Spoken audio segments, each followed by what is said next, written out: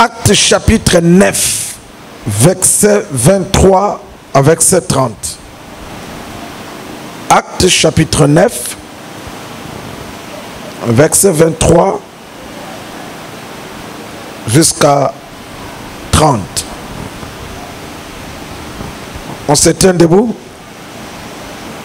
Au bout d'un certain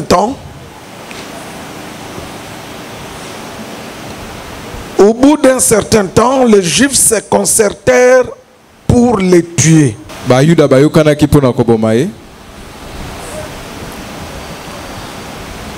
Et leur complot parvint à la connaissance de Saoul. On gardait les portes jour et nuit afin de lui ôter la vie. Mais pendant une nuit, les disciples le prirent et le descendirent par la muraille dans une corbeille.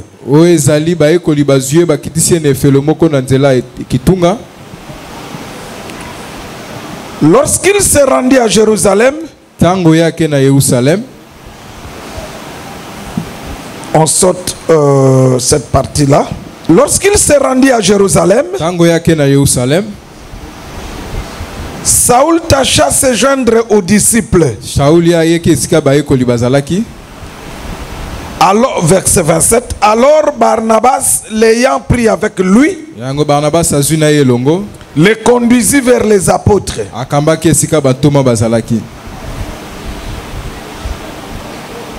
Et leur raconta comment sur le chemin Saoul avait vu le Seigneur, qui lui avait parlé, et comment à Damas il avait prêché franchement au nom de Jésus. Il allait et venait avec eux dans Jérusalem. Verset 29, oui.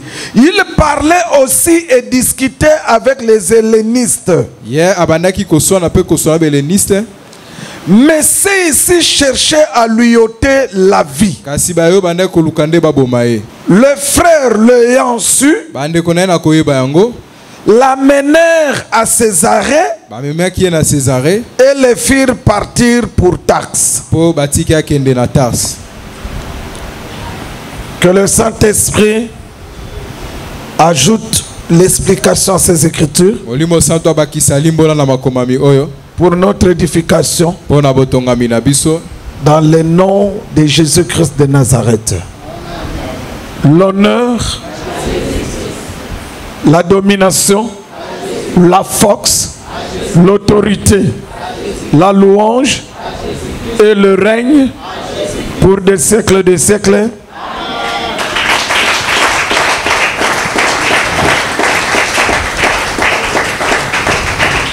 Mettez-vous.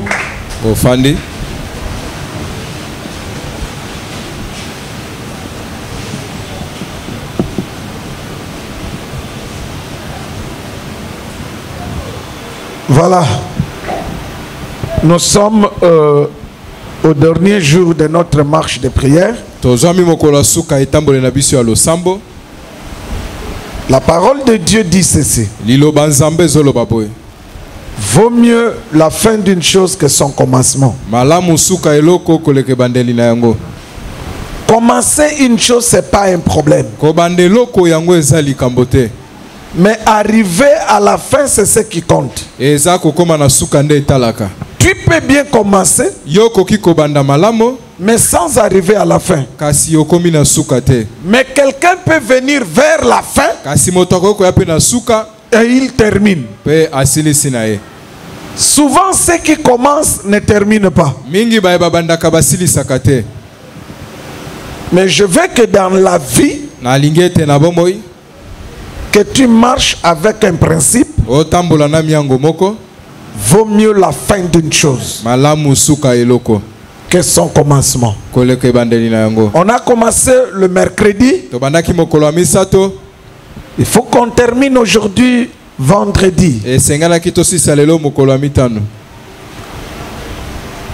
Le complot ne vient pas de Dieu. C'est le prophète Esaïe qui est en train de nous donner ce message-là. Là, nous sommes dans Esaïe 54, je crois le verset 15. Si l'on forme des complots, cela ne vient pas de Dieu. Amen, amen. Amen. Les textes que nous venons de lire, il s'agit de ce qui s'est passé dans la vie de l'apôtre Paul. Lorsque Paul a cru en Jésus, c'était sur le chemin de Damas. En cours de route, il a rencontré le Seigneur Jésus. Et c'est là qu'il s'est converti. Il a continué le chemin jusqu'à Damas en Syrie.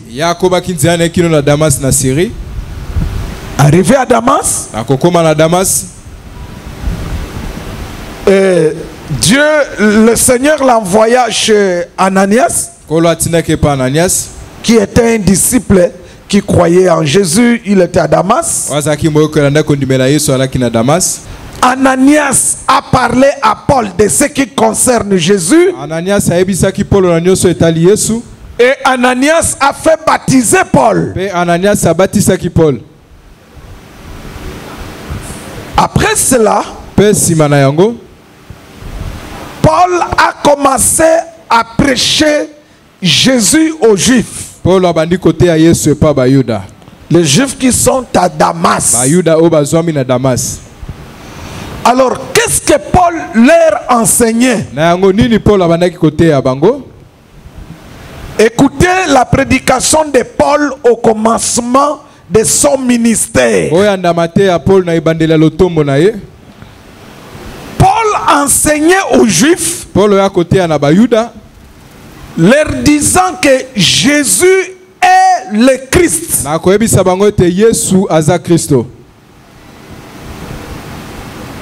Est-ce que vous avez compris ce que j'ai dit? Amen. Paul enseignait aux Juifs que Jésus de Nazareth, c'est bien lui qui est le Christ.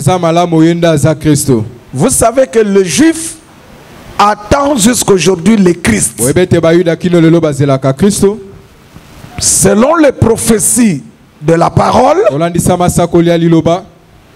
quand le Christ viendra en Israël, il sera le roi d'Israël. Et il va délivrer Israël de tous ses ennemis. Les Juifs avaient des difficultés de croire que Jésus, le fils du charpentier, est le Christ. Est-ce que vous comprenez la difficulté des Juifs? Pour les Juifs, selon les prophéties, le Christ est roi. Et comme roi, il va les délivrer de leurs ennemis. Mais ils ont vu un garçon qui sort de la maison de Joseph et Marie qui ont dit qu'il est Christ. Les Juifs ne peuvent pas croire à cela. Est-ce que vous me comprenez? Amen. Maintenant, à Damas, Paul est en train d'enseigner aux Juifs à Damas que le Jésus de Nazareth, là, le fils de Joseph et Marie, c'est bel et bien lui le Christ. Ça, les Juifs ne pouvaient pas accepter. Alors ils ont fait un complot. Il dit c'est Paul, avec ses enseignements, il faut qu'on les tue. Alors ils ont commencé à garder la porte de la maison là où habitait Paul. C'est-à-dire ils observaient les mouvements de Paul pour lui ôter la vie. C'est pourquoi hier, le bien-aimé a dit ceci, que les complots, c'est pour ôter la vie. Si vous regardez les complots dans les Écritures, c'est pour ôter la vie à quelqu'un. Et les Juifs se sont réunis pour ôter la vie à Paul. Et le bruit de ces complots est arrivé aux oreilles des frères. Et les frères, qu'est-ce qu'ils ont fait? La nuit, comme Paul était dans la maison, ils l'ont fait sortir par la fenêtre. Ils l'ont fait sortir par la fenêtre dans un panier. On a fait sortir Paul et Paul a fui Damas. Il est parti vers Jérusalem. Arrivé à Jérusalem, il a continué à témoigner Jésus. Il a continué à prêcher Jésus. Arrivé à Jérusalem, aussi là-bas, il y a encore un peuple qui sont appelés les hellénistes. Et aussi, ils ont fait des complots pour ôter la vie à Paul. Quand les frères ont appris cela, ils ont pris Paul, ils l'ont déplacé de Jérusalem pour aller à Tars. Le frère, ils ont, tu vois, à Damas, quand les frères ont appris les complots de la mort contre Paul, ils ont déplacé Paul. Ils l'ont déplacé de Damas vers Jérusalem. À Jérusalem, un autre complot de la mort. On les déplace de Jérusalem vers Tars. Mais nous aujourd'hui, on va commencer à fuir pour aller où?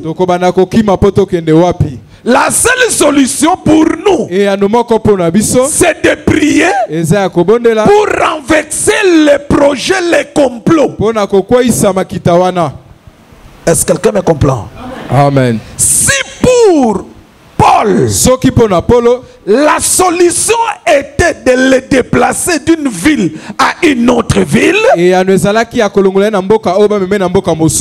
mais pour nous, la solution c'est pas ce n'est pas de se déplacer, mais pour nous la solution c'est la prière. Pour nous la solution c'est la prière. Pour nous la solution c'est la prière. Est-ce que quelqu'un me comprend? Amen. Il y a une personne dans la parole en dehors de Paul qui a aussi vécu des complots et des complots de la mort contre sa vie. C'est David. David, sa vie était toujours menacée par la mort. Saoul ne faisait que comploter la mort contre David. Jusqu'un jour, David a dit ceci. Je suis à un pas de la mort. C'est-à-dire, il a senti l'oppression de la mort. Amen, amen. Amen. Pour nous les chrétiens, il n'y a qu'un seul complot qui était utile. C'est le complot contre Jésus-Christ. Pourquoi le complot contre Jésus-Christ était utile? C'est parce que le complot contre Jésus devrait l'amener à la mort. Et la mort de Jésus, c'était notre délivrance, c'était notre salut. Est-ce qu'on peut acclamer pour cela?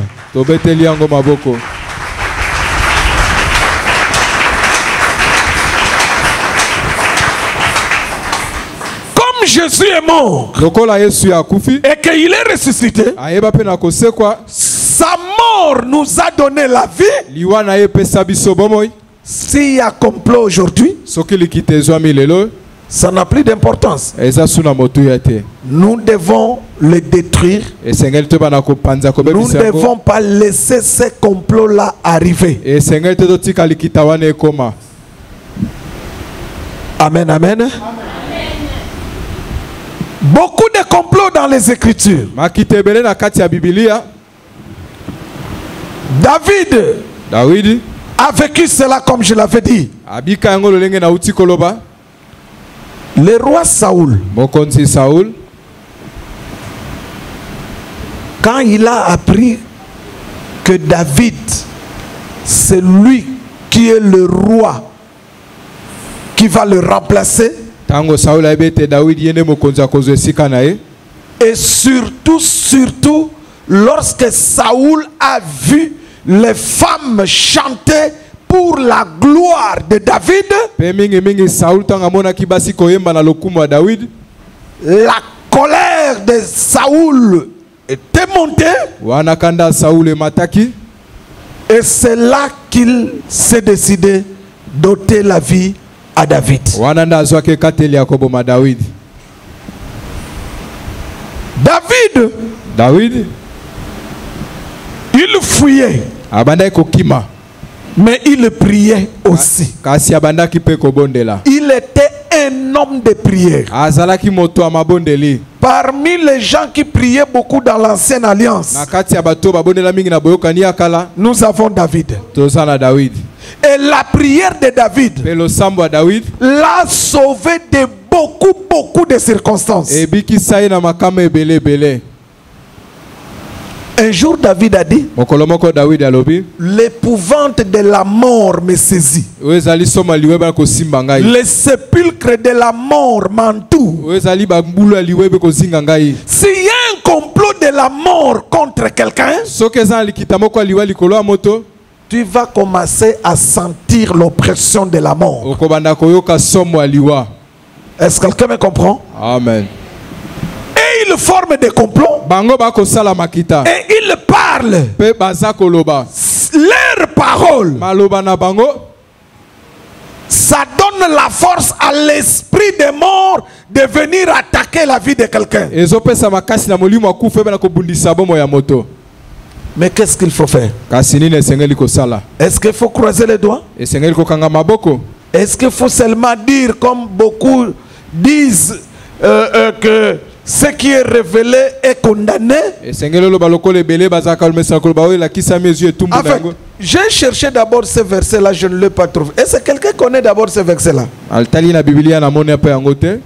Est-ce que quelqu'un peut m'aider à trouver le verset dont j'ai souvent entendu les chrétiens dire que ce qui est révélé est condamné? Le verset là, c'est quel verset? Si quelqu'un l'a, qu'il me le donne, j'en ai besoin. Parce que je l'ai cherché dans ma Bible, je ne l'ai pas trouvé. Regarde, Regardez. Botala. De toutes les armes que nous avons, les armes citées dans Ephésiens chapitre 6. Si vous commencez dans le verset 13, 14, 15, 16, on est en train de citer les armes. Bon, prenons ce texte-là. Je vais prendre ce texte. Écoutez ce que la parole de Dieu dit.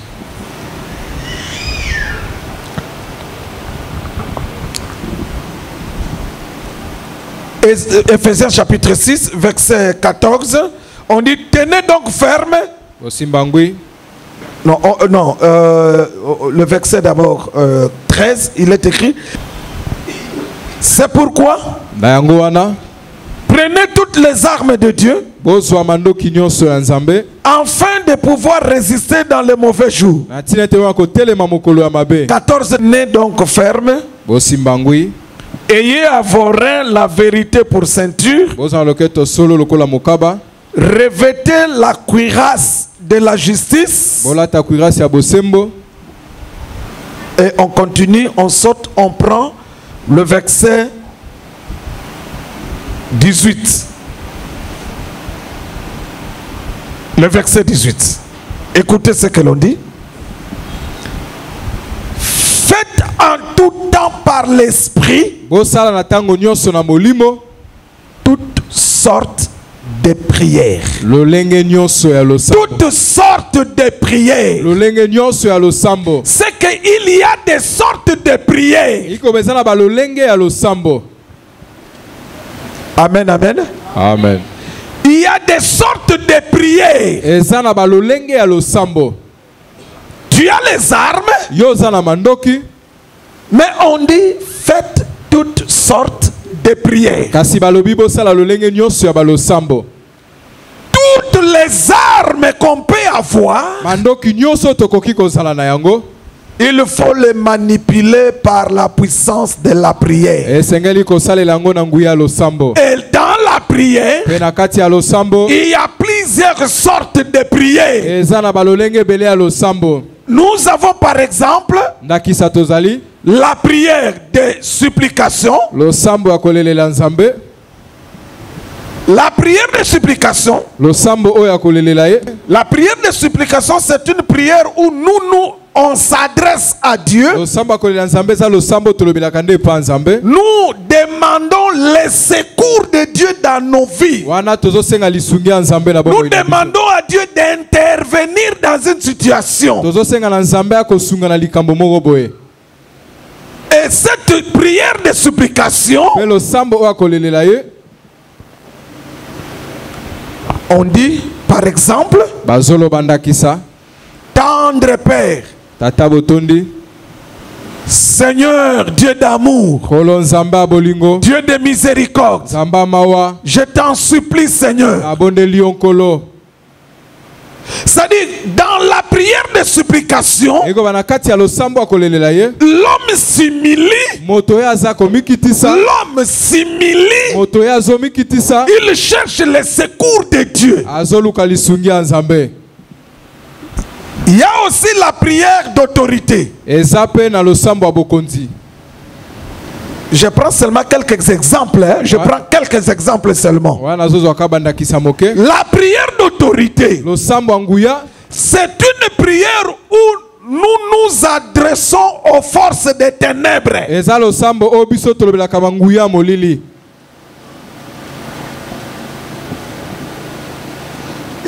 Nous nous adressons aux forces des ténèbres. Et lorsqu'on s'adresse aux forces des ténèbres, c'est-à-dire on donne des ordres, on ordonne. Là-bas, tu peux crier. Mais dans la prière de supplication, on ne crie pas. Par la prière d'autorité, tu Tu peux crier, tu peux parler à haute voix, parce que tu t'adresses aux forces des ténèbres. Est-ce que quelqu'un me comprend? Amen. Ici, nous, dans la prière d'autorité, nous utilisons les pouvoirs que le Seigneur nous a donnés. Car il est écrit, je vous ai donné les pouvoirs. Et retenez ceci, les pouvoirs que le Seigneur nous a donnés. Les pouvoirs que le Seigneur nous a donnés. Ces pouvoirs-là, ça s'appelle le nom de Jésus-Christ. Est-ce que vous avez compris? Amen. Les pouvoirs que nous avons, c'est le nom. Et le nom là, ce n'est pas le nom de l'Éternel. Ce n'est pas le nom éternel. Ce n'est pas le nom Jéhovah. Non. L'autorité, c'est le nom Jésus-Christ. Aujourd'hui, si tu dis aux démons, au nom de l'Éternel des armées, les démons ne vont pas obéir. Est-ce que vous me comprenez? Amen. Église, est-ce que vous comprenez ce que je dis? Amen. Je dis aujourd'hui, au temps de la grâce, depuis Golgotha jusqu'au jour de l'enlèvement, qui est le temps de la grâce, les démons, les forces des ténèbres, ils n'obéissent qu'à un seul nom. Ce n'est pas le nom éternel, ce n'est pas le nom de Jéhovah, ce n'est pas le nom Emmanuel, ce n'est pas le nom Jéhovah Sabaoth, ce n'est pas le nom Jéhovah Tchikenu, ce n'est pas le nom Jéhovah Jireh. Non, les forces des ténèbres, la mort, les puissances du mal, ils n'obéissent qu'à un seul nom. C'est le nom de Jésus-Christ. En soi, je voulais vous dire ceci. Tous les noms de Dieu, depuis Genèse jusqu'à Malachie, depuis Genèse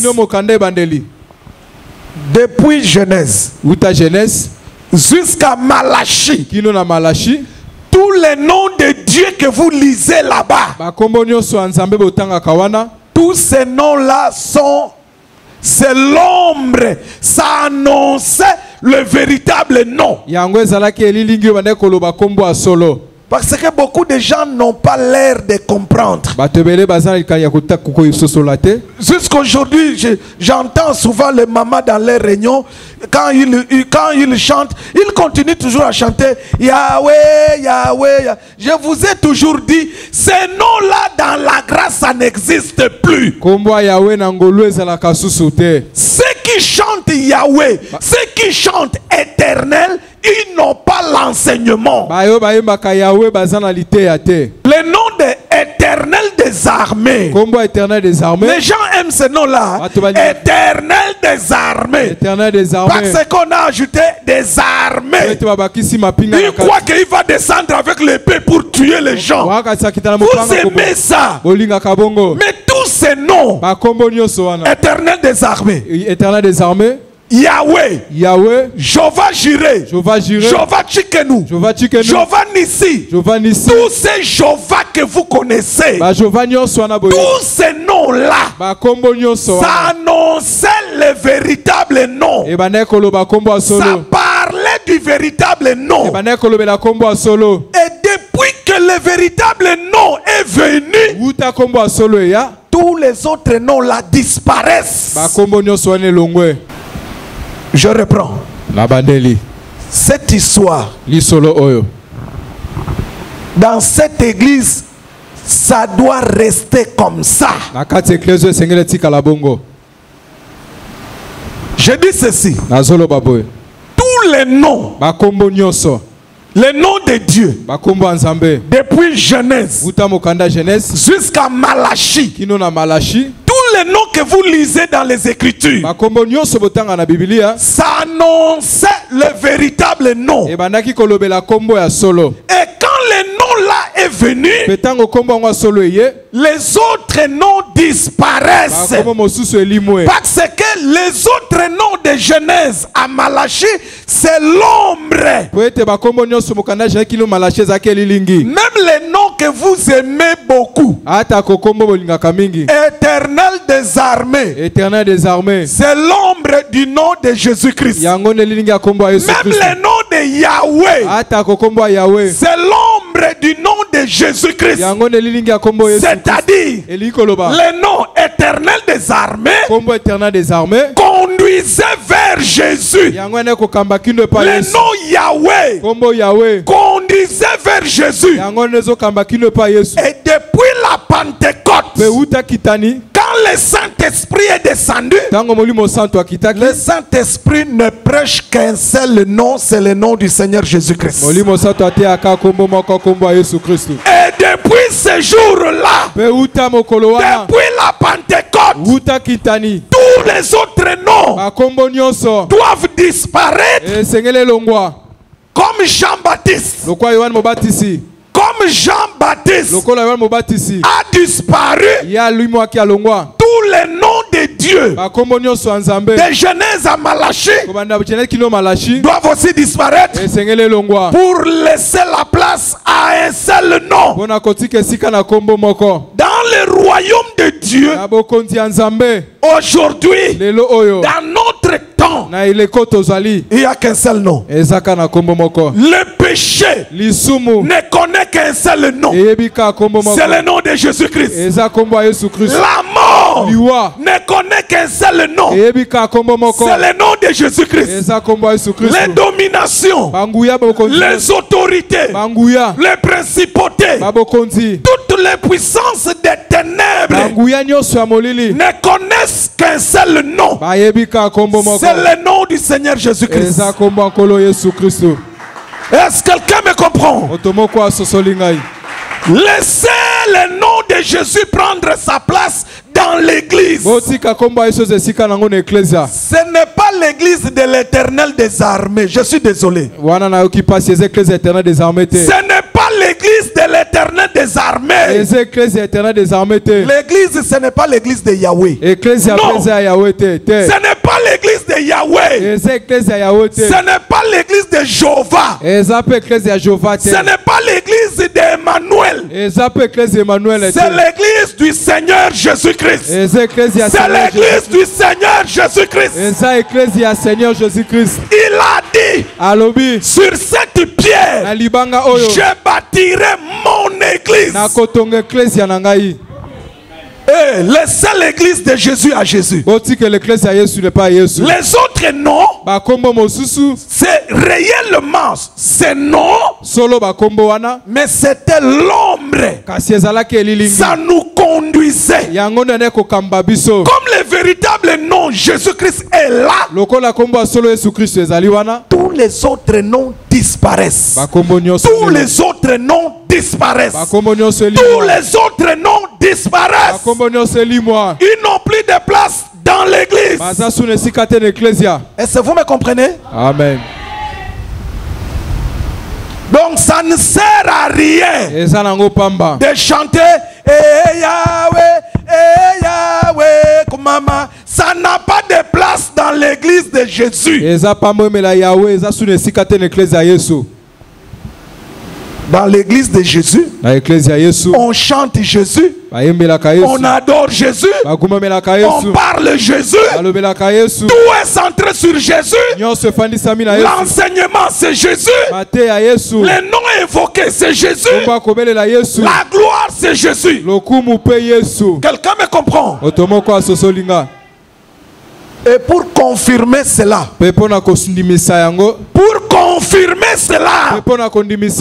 même les démons, ils témoignent. Est-ce que quelqu'un me comprend? Amen. C'est pourquoi ils obéissent. Laissez à Jésus sa gloire. Et l'apôtre Paul dit, quiconque invoquera le nom du Seigneur sera sauvé. Le nom là, ce n'est pas Éternel des armées. Ce n'est pas Yahweh. C'est pour un jour j'ai entendu un pasteur crier et dit église crier Yahweh. Mais c'est quoi ça cette affaire? C'est quoi ça? C'est quoi ça dans l'église de Jésus? Dans l'église, quand vous criez d'abord Yahweh, qui va entendre d'abord? C'est Dieu ou les démons?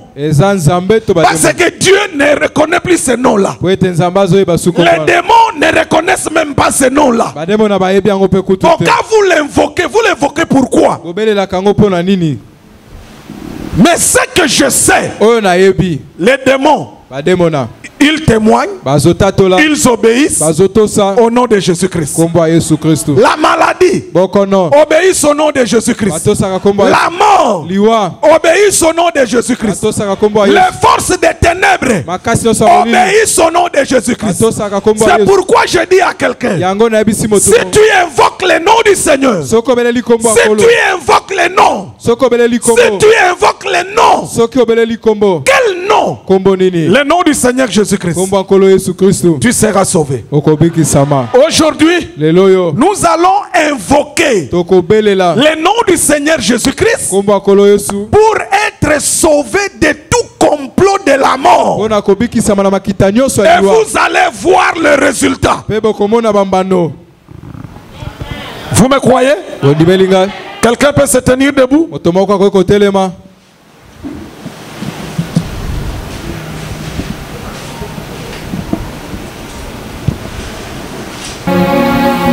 Il est écrit, quiconque invoquera le nom du Seigneur sera sauvé. Je crois à cette parole. Elle est la vie et la vérité.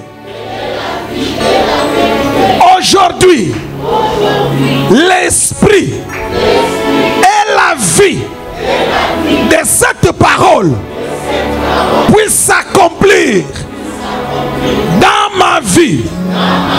Pendant que je vais invoquer le nom du Seigneur, que ma vie soit sauvée, que ma famille soit sauvée, que mon église soit sauvée de tout complot de la mort. Tous les complots dans les ténèbres, tous les complots dans les ténèbres pour monter la vie, pour détruire ma vie, que le feu de Dieu puisse descendre partout dans les ténèbres, là où il y a réunion contre ma vie, contre ma famille, que le feu de Dieu puisse disperser tous les agents des ténèbres, que le feu du Saint-Esprit puisse détruire les œuvres des ténèbres contre ma vie. Maintenant tu vas prier, tu vas invoquer le nom de Jésus, que le nom de Jésus descende dans les ténèbres, que ça puisse détruire, que ça puisse renverser tous les complots contre ta vie, les complots pour te ôter la vie. Prie au nom de Jésus-Christ de Nazareth.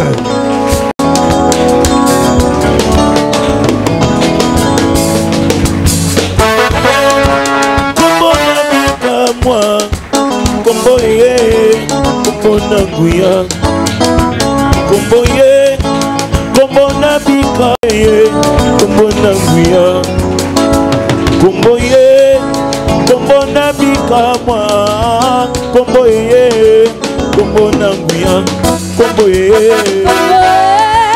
kombo na bikamwa kombo ye kombo na nguya sopeleli kombo na Yesu kombo ye na bikamwa kombo ye kombo na nguya na Yesu nyose kanga kingai eziki ngai na kombo na Yesu kombo na nguya Ronode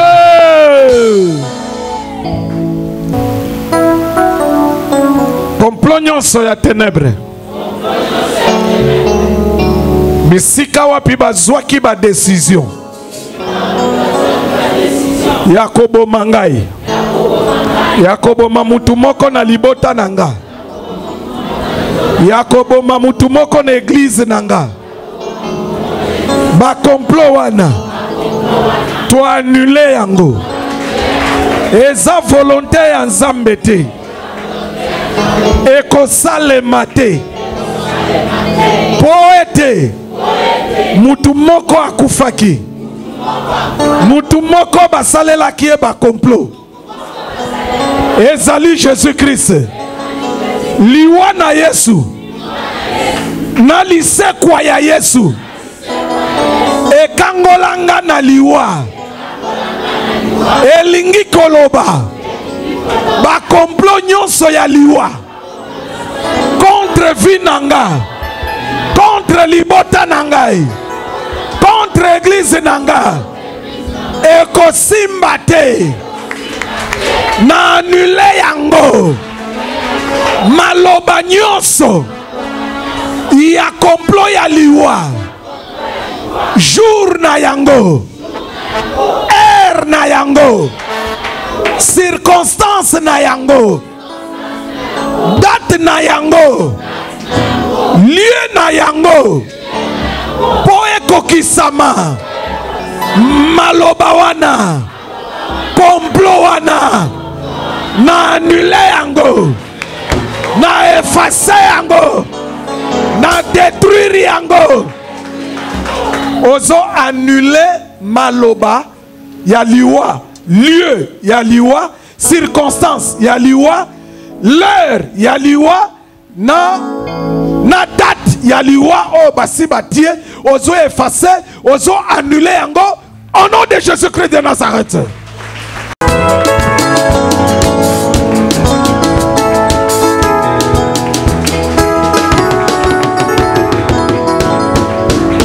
Kombo na Yesu milimo mabe ekimiye na kombo na Yesu tokomi bana na Nzambe na kombo na Yesu bakombo kala nyonso ekoye na kombo na Yesu tolongi banguna nyonso kombo ye kombo ye na bikamwa kombo na nguya ana ye kulusu babakaki ye pona yo pona nga eko au nom de liwa nyonso bandeko prions liwa nyonso na bilembo na yango ezotambolaka na mipepe ezotambolaka na monde spirituel